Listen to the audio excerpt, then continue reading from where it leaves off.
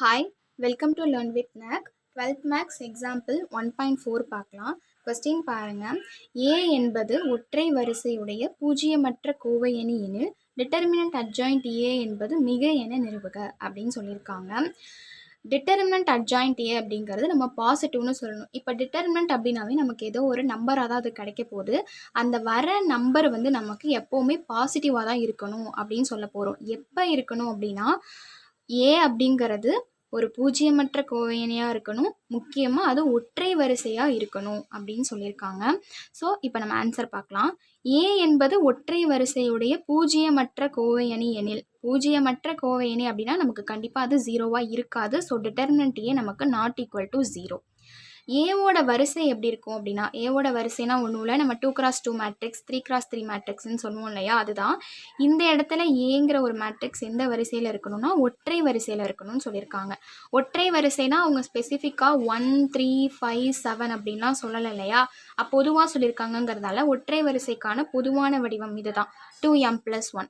நீங்கள் 2n+1 2k+1 அந்த மாதிரி நீங்கள் வேரியபிளை சேஞ்ச் பண்ணிக்கலாம். பட் பொதுவானது இது தான்.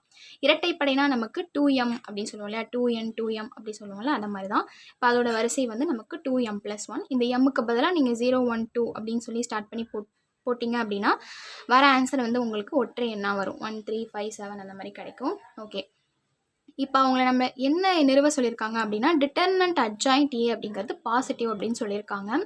இதுக்கு புக்கில் பேஜ் நம்பர் 8ல் தேற்றம் 1.9 இருக்கும். அதில் செகண்ட் ஃபார்முலாவை நம்ம இதுக்கு ஸ்பெசிஃபிக்காக எடுத்துக்க போகிறோம். அந்த தேற்றமாக ஒரு வாட்டி கோத்ரூ பண்ணிக்கோங்க. அது உங்களுக்கு ஒன் வேர்ட்லேயும் யூஸ் ஆகலாம், கம்பல்சரி கொஷின்லேயும் யூஸ் ஆகலாம்.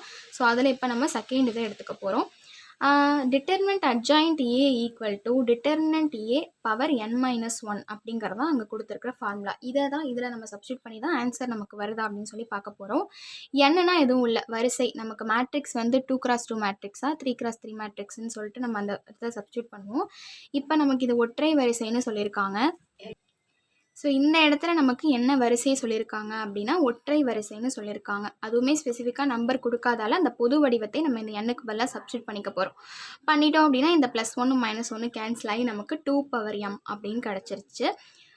பவரில் 2m அப்படின்னு சொல்லி கிடச்சிருச்சு. இப்போ நமக்கு பவரில் வந்து 2 இருந்துச்சுன்னா ஒரு நம்பரை நம்ம ஸ்கொயர் பண்ணோம் அப்படின்னா மைனஸை நம்ம ஸ்கொயர் பண்ணாலும் ஆன்சர் நமக்கு ப்ளஸில் தான் வரப்போகுது இல்லையா. அப்போ 2ஓட இருக்கிற எல்லா ஈவன் நம்பர், இப்போ இந்த எம்முக்கு பதிலாக 4 1 இருந்து 2 × 1 இருந்தாவோ, இல்லை 2 இருந்து 2 2s 4நாவோ, இல்லை 6நாலோ 8நாலோ, இந்த மாதிரி இரட்டைப்படை எந்த நம்பர் பவரில் இருந்தாலும் நமக்கு உள்ள மைனஸே இருந்தால் கூட நமக்கு என்ன தான் வரப்போகுதுன்னா பாசிட்டிவாக தான் வரப்போகுது. ஸோ அப்போ டிட்டர்மினன்ட் A பவர் 2m அப்படிங்கிறது நமக்கு எப்போவுமே மிகையாக தான் இருக்க போகுது. ஏன்னா பவரில் நமக்கு 2 இருக்குது. ஸோ 2ஓட எந்த நம்பரை நம்ம ஆட் பண்ணாலும் அது ஈவன் நம்பர் தான் இருக்க போகுது. பவரில் ஈவன் நம்பர் இருந்தாலே நமக்கு பாசிட்டிவ் தான். அப்போ நமக்கு கண்டிப்பாக இந்த டிட்டர்மினன்ட் அட்ஜாயிண்ட் Aவும் நமக்கு எப்படி தான் இருக்கும்னா மிகையாக தான் இருக்கும். ஸோ நம்ம அவங்க கொடுத்துருக்க கொஷினை வந்து சாட்டிஸ்ஃபை பண்ணிட்டோம். இந்த மாதிரி நிறுவுங்க அப்படிலாம் சம் கேட்டாங்கனாவே கொஸ்டினில் இருக்கிறது அப்படியே எழுதி நிறுவப்பட்டது அப்படின்னு சொல்லி எழுதினீங்க அப்படின்னாவே இதுக்கே தனியாக மார்க் கொடுப்பாங்க. ஸோ கொஷினில் உள்ளதை அப்படியே எழுதிக்கலாம். A என்பது ஒற்றை வரிசையுடைய பூஜ்ஜியமற்ற கோவை அணி எனில் டிட்டர்மினன்ட் அட்ஜாயிண்ட் A என்பது மிகை என நிறுவப்பட்டது அப்படின்னு சொல்லி நிறுவியாச்சு. இந்த சம்மில் ஏதாவது டவுட் இருந்ததுன்னா கமெண்ட்டில் கேளுங்க. நெக்ஸ்ட் சம்மில் பார்க்கலாம். தேங்க்யூ.